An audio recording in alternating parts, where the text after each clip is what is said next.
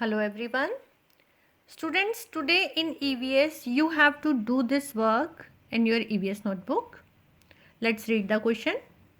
Write 4 things that you can buy. आपको 4 things लिखनी है जो आप खरीद सकते हैं. तो अब आपको डिफरेंट शॉप्स दी हुई हैं. आपने आवर हेल्पर का टॉपिक कर रहे थे, उसमें आपने देखा है कि लोग जो है डिफरेंट वर्क करते हैं और इसी तरह से हमारे आसपास बहुत सारी शॉप्स भी होती हैं. तो जैसे ये है from a grocer shop. Green grocer होता है जो ग्रोसर्स की शॉप से हम क्या क्या खरीद सकते हैं. जो आपके घर के आसपास की दुकानें होती हैं उसमें हमें क्या क्या मिलता है. तो ग्रोसर की जो शॉप होती है उसमें वो वेजिटेबल्स भी रखते हैं, फ्रूट्स भी रखते हैं, है ना. तो आप क्या क्या लिख सकते हैं इसमें. Any 4 things you have to tell.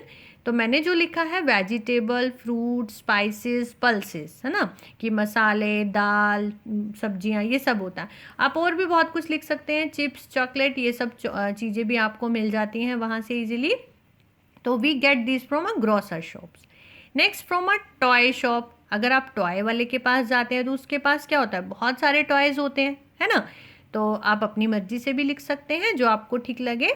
So I have written जैसे टॉय कार, गिफ्ट पेपर भी मिलता है, टॉय गन भी मिलती है और टेडी बियर. हाँ, इसी तरह से डॉल भी मिलती है. तो बहुत सारी चीज़ें आपको मिलती हैं. You can write any 4 things.